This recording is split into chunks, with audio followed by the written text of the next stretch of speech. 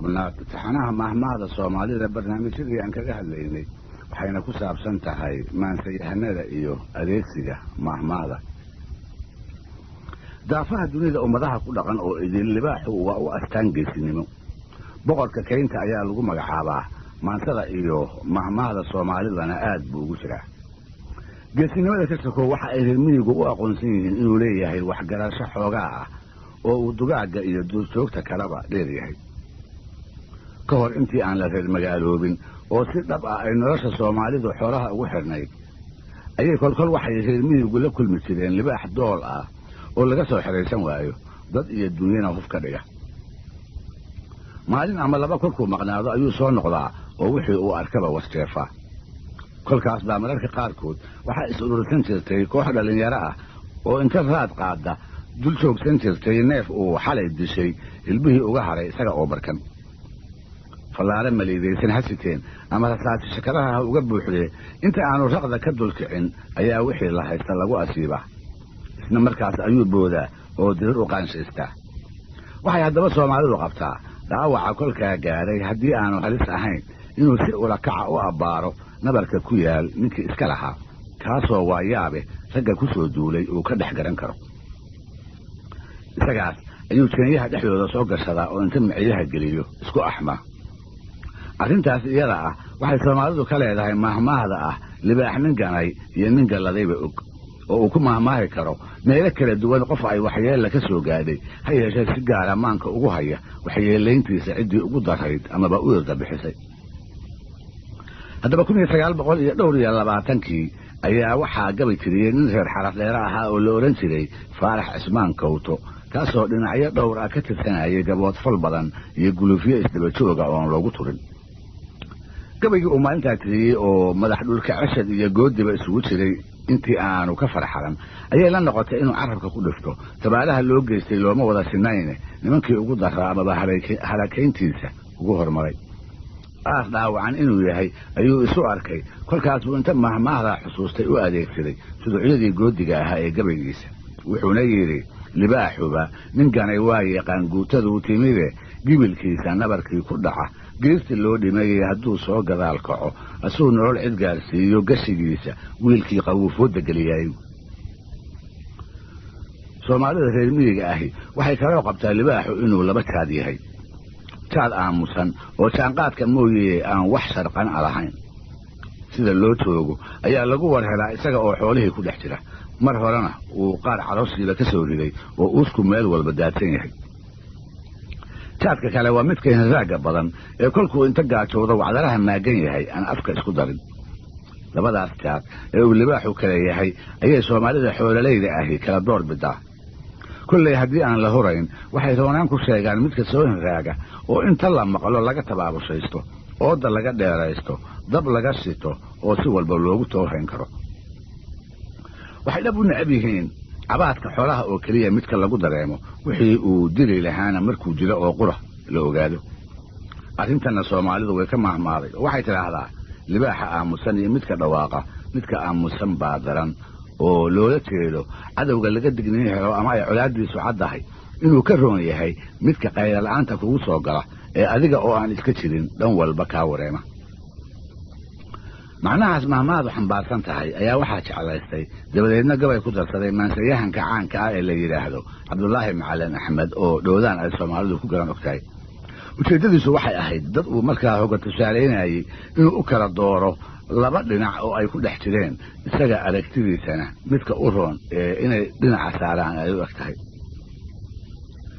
ujeeddadiisu waxay ahayd dad uu markaas hogga tusaalaynayay inuu u kala dooro laba qaran oo ay ku dhex jireen isaga aragtidiisa midka u roon ee inay dhinaca saaraan ay u eg tahay. mahmaahdaas labada libaax isaga oo doodiisa iyo taladiisa markhaati uga dhiganaya ayuu yidhi: haddaan reerka dayrku u adkayn dagagar mooyaane libaaxii dinaahsheeciyaa waaba kuu digaye markaasaad dudada oodataa oo dabsidataa. marse hadduu duleedkaaga yimi digalyana hayso isagoo dibnaha kaa xidhoon maalka didinaynin hurda dakharta laylkiya iyo duhurka mooyaane intaa dibadda joogtaba hadduu soo daf odhan waayo oo duunyadii eber ka dhigo amuu dadkaa laayo labada aarka daran doolaya ee aamusaa daranigo. ragga sheegta faraadka libaaxa iyo dhaqankiisa inay wax badan ka og yihiin waxay ku sheekeeyaan marmar badan inuu bahalkaasi maagga dadka u dulqaato waxay sheegaan kolkol halka uu joogo inta lagu soo doonto oo weliba la tuurtuuro inuu haddana goobtaba isaga dhaqaaqo isaga oo aan umlin wixii lagu falayna aan ka xafiif qaadan hase ahaatee haddii aan intaas looga hadhin lasii dabagalo sidii lagama fisho waana la eedaa sidaa daraaddeed soomaalidu waxay ku mahmaadaa libaax laba geed lagama wada kiciyo oo ah murti ina baraysa inaan la isku hadlayn karin dulqaadka hore ee qofka awoodda badan leh uu muujiyo marka lagu gardaroodo ama wax aan qaban lagula kaco samatar baxnaan oo rag uu dhowr jeer gardaradooda ugu dulqaatay u goodiyaya libaax maagiisa lagu rakaatayna iska dhigaya ayaa gabay uu tiriyey wuxuu ku daray dirrimihii iyo kaymaha haddii dacaddii loo dhaafsho dugsiguu galaayiyo haddii duurka laga saaro dib buu shicibka ugu soo noqdaa aarka daalanuweed waa tahay waxay kaloo soomaalidu ku mahmaahdaa gacmo wada jir bay wax ku gooyaan oo ah mahmaah dhiiri gelinaysa midnimada iyo koox ahaan in wax loo qabsado intii keli iyo nintooxsi wax lagu qabsan lahaa waxaa isna mahmaahda adeegsaday oo si aad u qurux badan uga soo saaray murti ay soomaalidu badiba taqaan gabayaagii reer burco ee la oran jiray cabdilaahi muuse bilowgii 1970nadiina geeriyooday isaga oo malaha rag uu dhalay amaba ay xigta ahaayeen waaninaya ayuu cabdilaahi tiriye gabadh uu ujeedadiisa mahmaahan saddexaad uga dhigay inuu la ekaaba waxay soomaalidu ka qabsatay saddexdan meeli fiican ka noqday waxay ahaayeen istaageeri bay laba gacmood tamarkuu yeeshaanee kiska waxaa la qaadaa hadday tiirisaa bidixee hadday midigtu keeli taagan tahay tahar ma goyseen dhegaystayaal barnaamijkii fanka iyo suugaantuna halkaa maanta ha inoo joogo mansiyahanadii hore ee magaca weyn lahaa mahmaahda soomaalidana u markhaati doontay waxaa ka mid ahaa gabayaagii weynaa ee reer hargeysa lana odhan jiray faarax nuur muddo dheer ayay faarax waxay isu gabayaayeen maansiyahankii isna caanka ahaa ee qawdhan ducaale suldaan la odhan jiray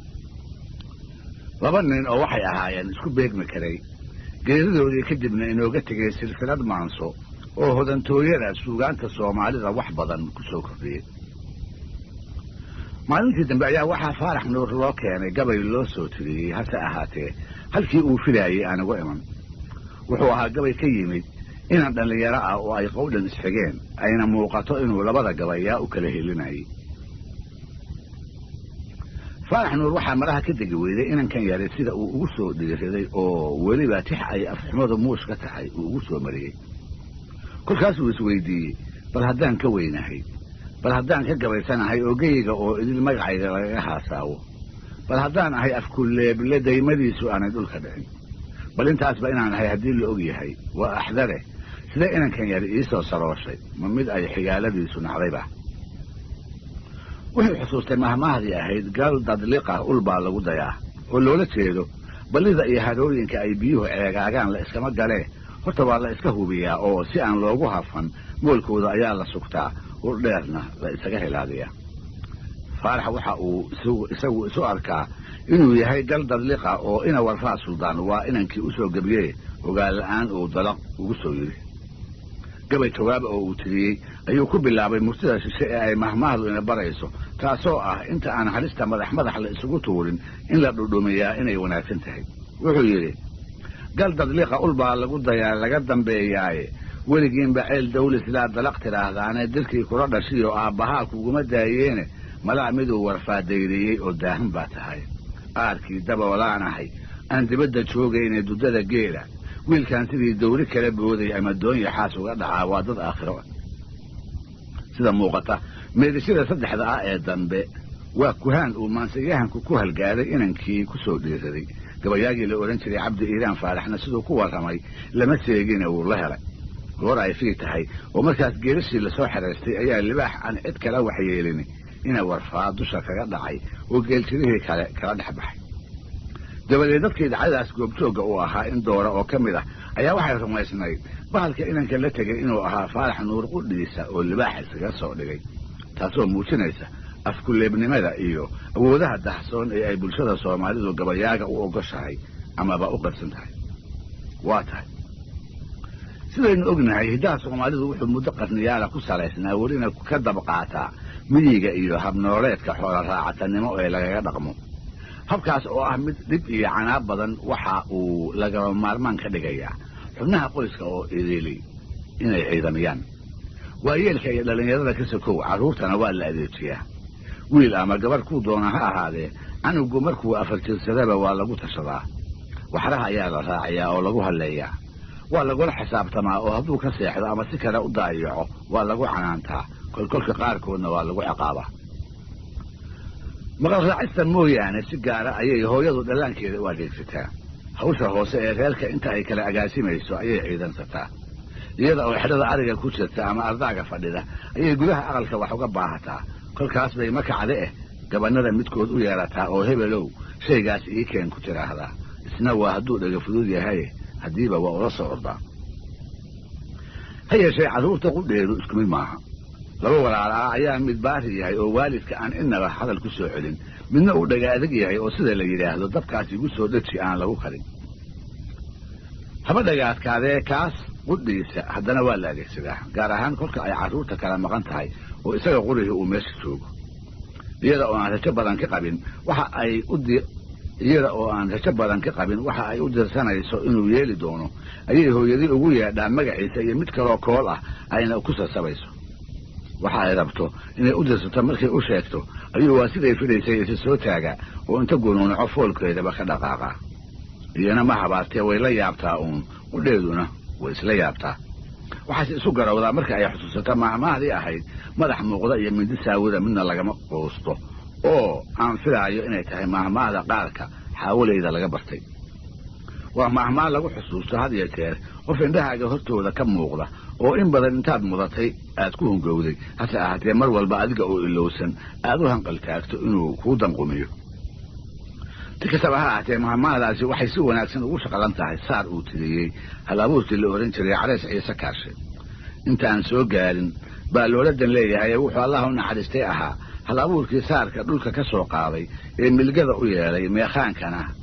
meekhaanka gabaygana soo gaarsiiyey isaga oo markaas ka hor ay xilliyada aaranka ah dhallinyaradu xodxodo iyo caytan qurax u tuman jirtay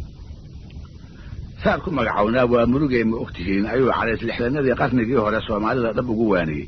midnimadeeda ayuu ku waaniyey qabyaaladana wuu ka waaniyey wuxuuna farta ugu fiiqay si walba oo ay asaageed ula soo sidmi karayso ha yeeshee meel dhexe kolkuu maraayo ayuu iscululubtay waxay la noqotay murtidiisu inay dhaga owdan ku dhacayso malahayga wuxuu isweydiiyey waanadaydii horeba haddii ay wax ku qaadan weyday matan bay wax ku qaadanaysaa bal maan isaga aamuso markaas baa waxaa ku soo dhacday mahmaahdii ahayd madax muuqda iyo mindi saawira midna lagama quusto taasoo uu saarkii ku darsaday wuxuu yidhi soomaali aan maan lahayn intaas maandhooyow iyo meliix baan ula hadlaa ileen madax muuqda iyo mindida tii saawiday waqaa kama maarantide mar unbaa loo muuqdaa calays ciise wuxuu ahaa hal abuur ay dadka yaqaanay aad ugu maamuusi jireen dhaqan wanaaggiisa si wacanna waajibkiisa uga soo dhalaali jiray xilligii uu ka mid ka ahaa bahda warfaafinta qaybteedii hanuuninta ummadda lagu jaaday wuxuu ahaa hal abuur joogitaankiisa la dareemo maqnaanshihiisana la tebo oo markuu raadiyo muqdisho soo galo uu dadweynuhu si wacan dhagaha ugu raariciyo taana wuxuu ahaa nin ka warqaba sidaa darteedna ku xisaabtama weligii waxaa ka go'nayd intaa uu shaqada ku jiro inuu ahaado qof firfircoon oo maanka dadweynaha wanaagna gelinsiin kara xumano kala diriri kara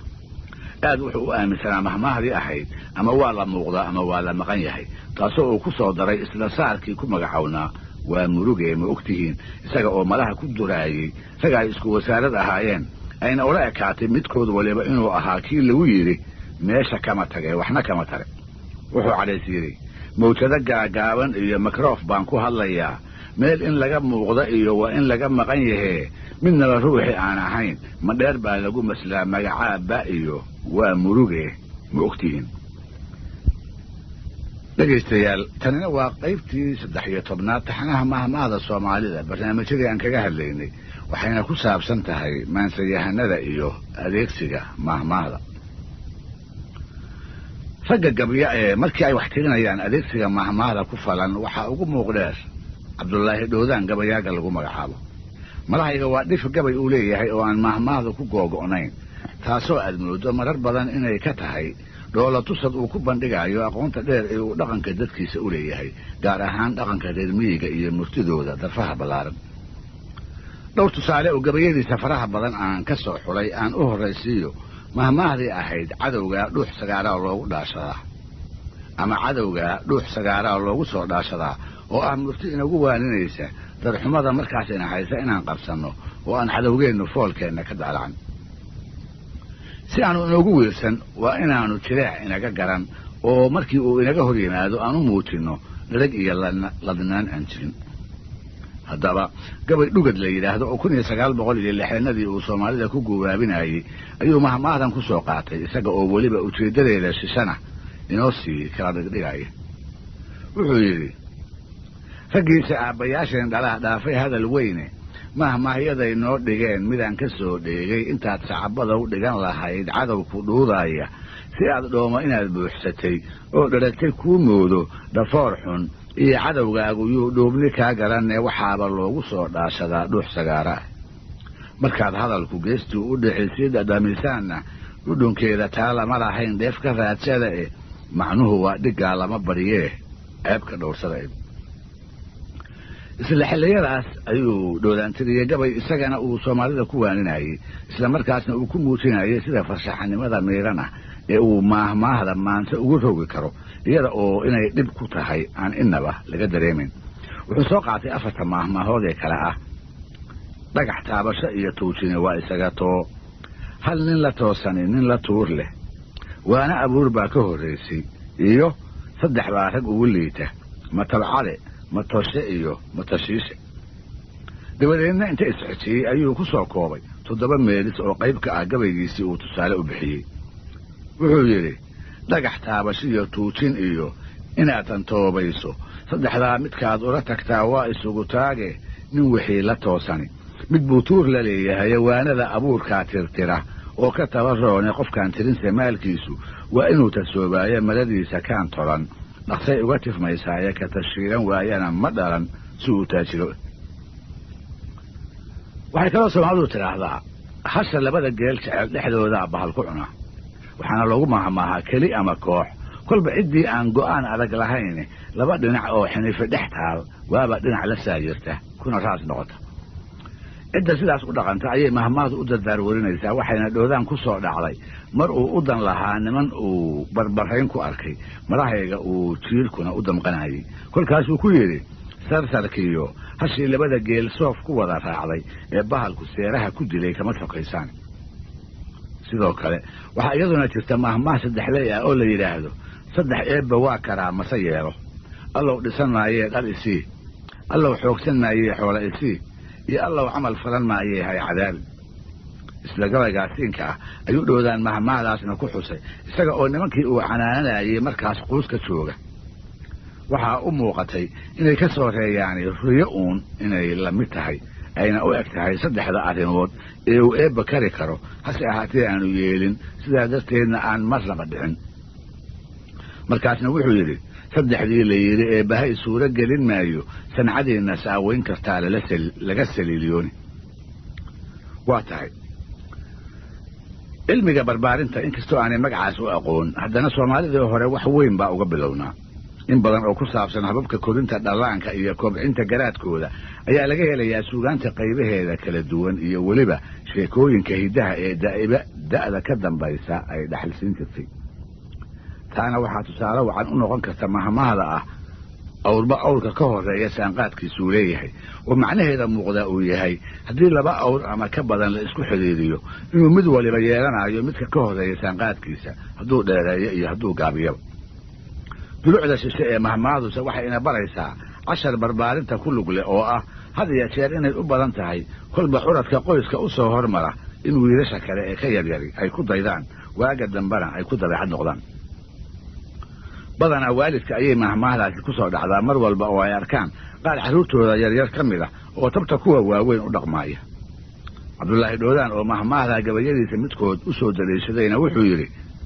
margi balaqa awrkee hoggaan lagu makaabeeyey ka xiriirka la isugu mara ee daba mushaaxaya tallaabadiiyo miidaanka socod waysmatalayaani dhoodaan intaa halkaa ku dhaafo aan u weecdo rag kale oo iyaguna gabayadooda markii ay ku doodayeen mahmaahda u ceersaday daliil la cuskan karana ka dhigtay balan eegna mahmahdii ahayd khayr wax kaama dhibee shar u tooghay oo ah tu waxay inooga iftiiminaysa bulshadii hore ee Soomaalidu dhiiladii joogtada ahayd ee ay ku noolayd waa mahmaah sawir cad inaga siinaysa dhaqan colaadeedkii si walba bulshadaas ugu dhex fiday iyo falsafadii ka abuurantay ama laga dhaxlay falsafada inagu gubaabinaysa kala shakiga iyo qof waliba inuu col ku yahay ilaa uu ku cadeeyo inuusan ku ahayn sida ay mahmaahdu ina farayso ruux waliba waa inuu waran la yurur ahaada waa inuu rikaabku joog ku waabariistaa waa in warmaha iyo gaashaankuba ay gacmihiisa ku nagaadaan mar walbana waa inuu ka digtoon yahay cadow uusan ogeyn bal horta inuu jiro iyo in kale goor uu soo aadan yahay iyo afarta jaho tan uu ka iman doono mahmaahdan khayr wax kaama dhibee shar u tooghay ayaa 70-nadii qarnigii hore waxaa gabayadiisa midkood ku soo daray gabayaaga lagu magacaabo Axmed Maxamed Shirwac oo dhuuracso lagu naanayso waxay ku jirtay gabay canaan u badan oo uu ula jeeday nin markaa madax ahaa isagana ay xigaala ahaayeen kaasoo sidoo